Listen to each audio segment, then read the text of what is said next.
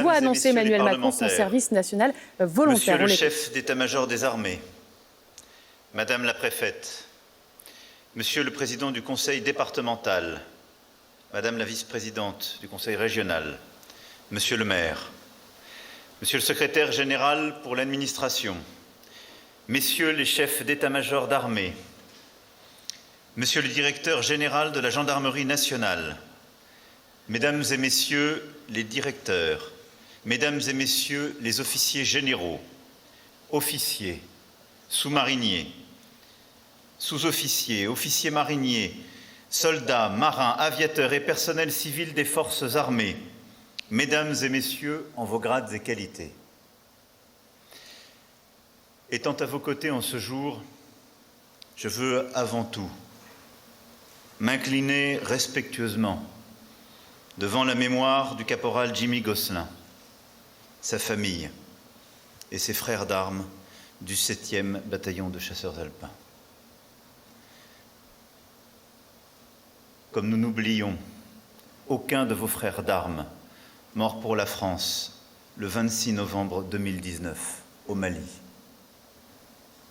Aucun. Je suis venu ici, à Vars, au sein de la 25e brigade d'infanterie de montagne, où tous ont choisi de faire bloc autour des armées et des initiatives nationales et locales en faveur de l'engagement de la jeunesse. Parce que nos armées sont celles de la République, parce que notre jeunesse est le trésor de la France, parce que la jeunesse aspire à la liberté et a soif d'engagement. Je veux saluer les jeunes qui sont là nombreux, jeunes des classes des lycées engagés, lycéens de l'école des pupilles de l'air et de l'espace de Grenoble, jeunes cadets alpins, escadrille Air Jeunesse de Grenoble, jeunes qui est aujourd'hui appelés et participés à la journée défense et citoyenneté ou engagés dans la réserve opérationnelle, engagés dans l'armée d'active. Tous et toutes. Vous incarnez la jeunesse de France qui se tient prête, qui se tient debout, qui vibre au son de la Marseillaise, qui n'a pas peur de s'engager pour les autres, qui est fière de son pays, des valeurs républicaines qu'il incarne.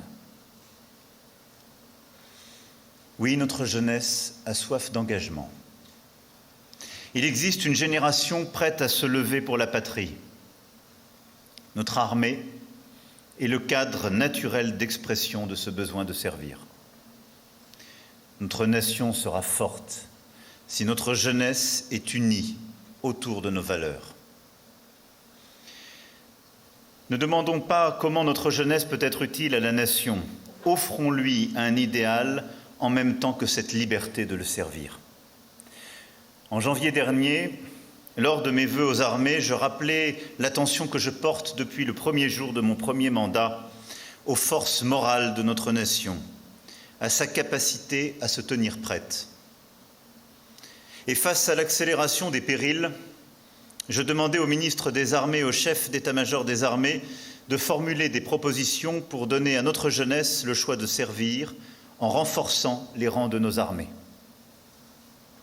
La veille du 14 juillet, devant nos armées réunies à l'hôtel de Brienne et qui s'apprêtaient à défiler sur la plus belle avenue du monde, j'annonçais aux Français qu'un nouveau cadre pour servir au sein des armées serait décidé à l'automne. Nous y sommes. Le président Jacques Chirac avait pris la décision en 1996 de suspendre le service national obligatoire universel.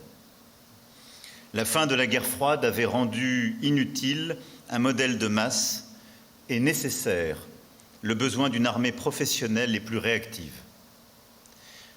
Au fil du temps, dans les années 90, le service national était devenu ni véritablement universel, ni véritablement équitable.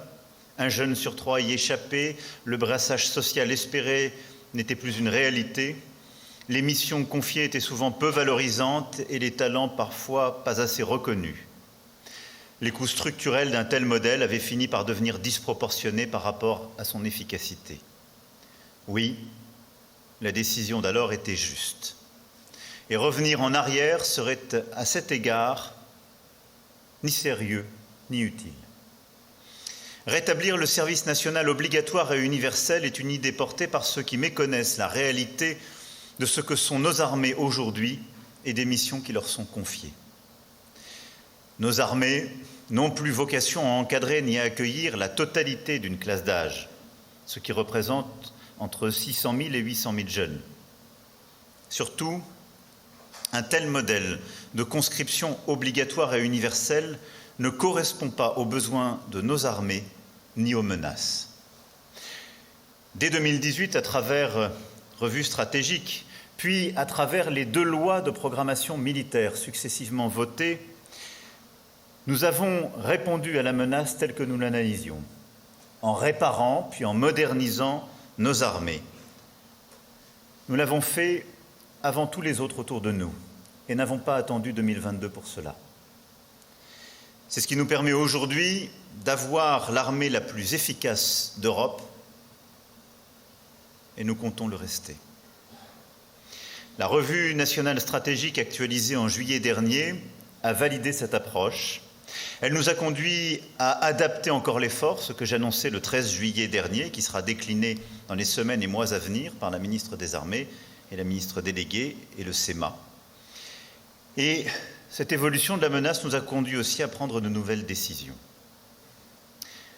Nous ne pouvons pas revenir au temps de la conscription, mais nous avons besoin de mobilisation.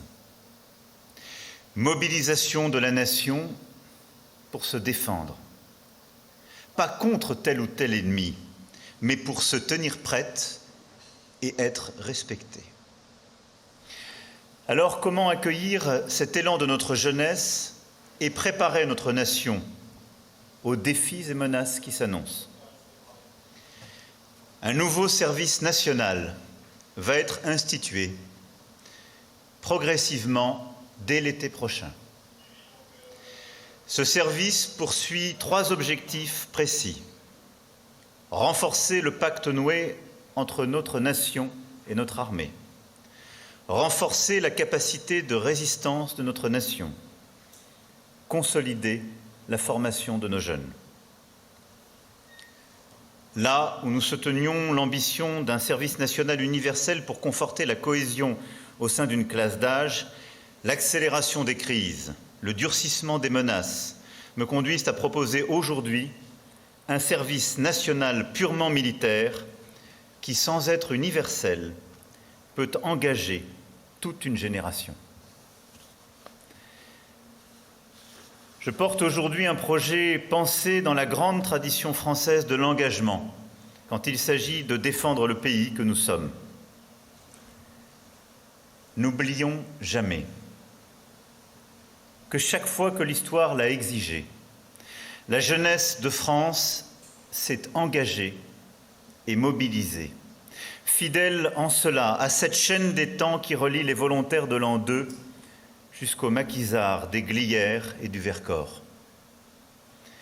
Et je veux ici saluer le travail mené depuis janvier dernier par les ministres et les SEMA. Je veux prendre le temps d'exposer à la nation ce service national pour notre jeunesse. Le service national s'adressera aux jeunes Françaises et Français majeurs qui auront exprimé leur volontariat lors de la journée défense et citoyenneté, qui deviendra journée de mobilisation en se recentrant sur les fondamentaux. Je veux ici insister sur le fait que le service national concernera seulement des volontaires et le cœur sera constitué par les jeunes âgés de 18 à 19 ans. En cas de crise majeure, le Parlement pourra autoriser de faire appel, au-delà des seuls volontaires, à ceux dont les compétences auront été repérées durant cette journée de mobilisation, et alors le service national deviendrait obligatoire. Mais ce cas exceptionnel mis à part, ce service national est un service des volontaires, sélectionnés ensuite pour répondre aux besoins de nos armées. Ce service national s'inspire des pratiques de nos partenaires européens, en particulier de la Norvège. À l'heure où tous nos alliés européens avancent face à une menace qui pèse sur nous tous, la France ne peut demeurer immobile. La ministre des Armées aura l'occasion de préciser les conditions dans lesquelles les candidatures pourront être déposées à compter de mi-janvier 2026. Les volontaires seront sélectionnés par les armées qui choisiront parmi eux les plus motivés et ceux qui répondent le mieux à leurs besoins. Ils serviront sous statut militaire, seront dotés d'un uniforme, d'une solde, d'un équipement. Le service national s'effectuera au sein des armées et sera piloté par le seul ministère des Armées. Si le service national commencera dès 2026, les jeunes pourront aussi exprimer le souhait en 2027 d'effectuer leur service national au sein de la Gendarmerie nationale, de la Brigade des sapeurs-pompiers de Paris et du bataillon des marins-pompiers de Marseille, qui sont également sous statut militaire. Il appartiendra alors au CEMA de décider chaque année du nombre de jeunes affectés dans ces unités. L'objectif que nous poursuivons est un objectif militaire. Nos jeunes du service national serviront pendant 10 mois, ce qui correspond à une année de césure et permet de s'inscrire parfaitement dans le parcours de nos jeunes. Nos jeunes du service national commenceront par une formation initiale d'1 mois où ils apprendront ensemble les rudiments de la vie militaire. Ils acquerront l'esprit de discipline, se formeront au maniement des armes, à la marche au pas, au chant, à l'ensemble des rituels qui nourrissent la fraternité de nos armées et concourent à la grandeur de la nation. Nos jeunes du service national seront ensuite affectés durant 9 mois au sein d'une unité militaire où ils effectueront les mêmes missions que l'armée d'active sur le territoire national. Ils ont vocation à la renforcer en fonction de ses besoins opérationnels, en densifiant progressivement ses rangs, et vivront au même rythme que l'unité d'affectation. Nos jeunes du service national participeront à toutes les missions, de sentinelle à l'assistance aux populations, à tous les postes, du terrain à l'état-major.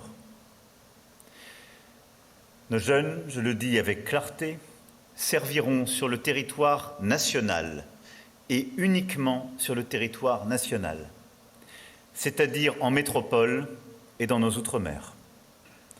Le service national, c'est le territoire national, car c'est la mobilisation pour nous défendre. Et je souhaite que cet emploi sur le territoire national soit prévu par la loi. Cet engagement sera encouragé et valorisé. J'ai validé les mesures en ce sens qui seront détaillées par le gouvernement. Après le service national, les jeunes pourront poursuivre leurs études ou se lancer dans la vie professionnelle civile, tout en intégrant la réserve opérationnelle. Ils seront accompagnés par les armées s'ils recherchent un emploi.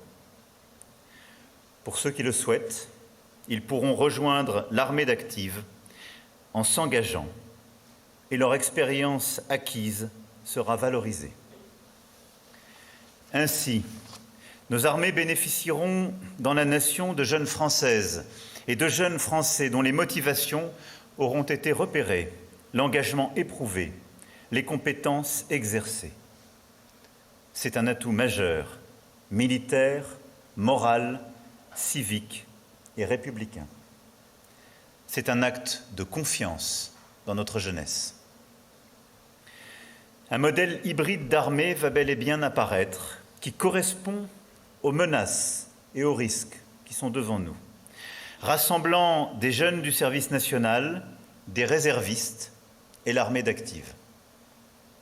Ce nouveau modèle d'armée aura un noyau dur, un socle, une armée d'actifs que nous avons renforcée, consolidée, mieux équipée, que nous connaissons depuis la fin des années 90, complétée de professionnels de la réserve, de près de 45 000 aujourd'hui et que nous porterons à 80 000 en 2030. Mais elle aura aussi un appui en profondeur, au cœur de la nation, cette nouvelle force issue de la jeunesse, cette nouvelle force issue du service national.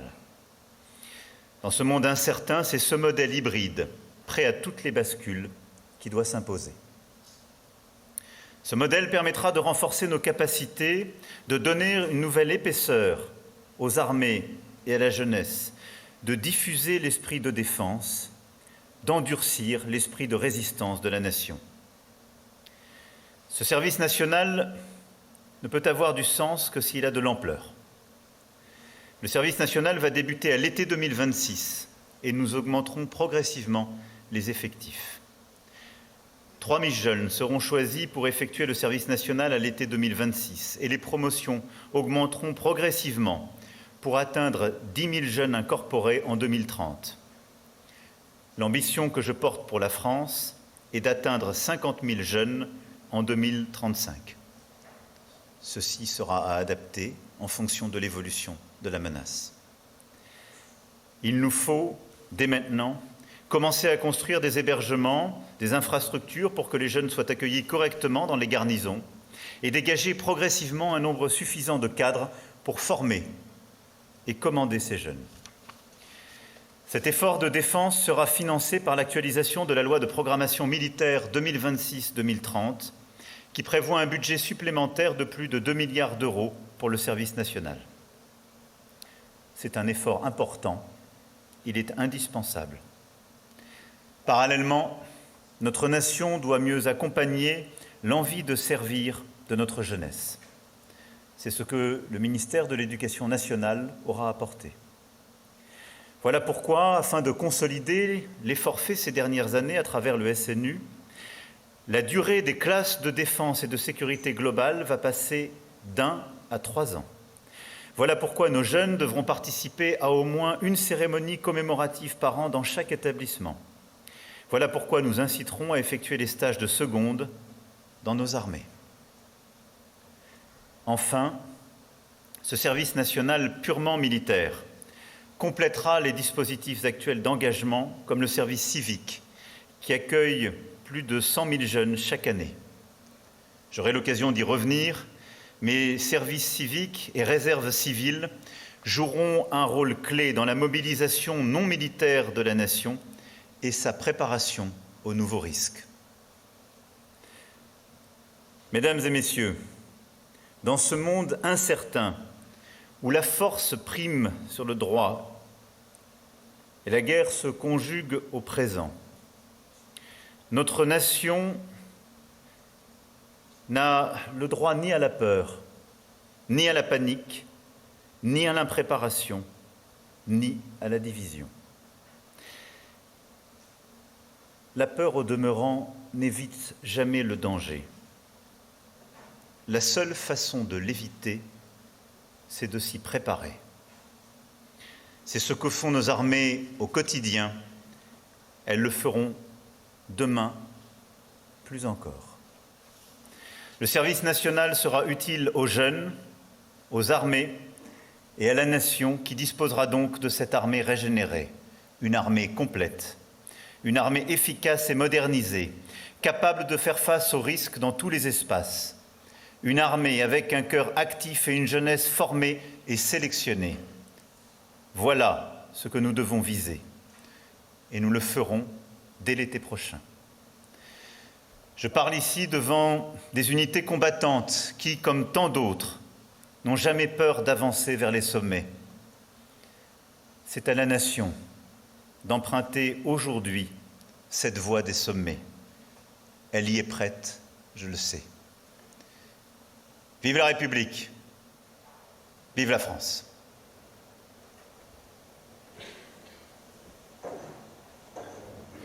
Et d'entendre donc cette prise de parole du président, on écoute la Marseillaise tout de suite.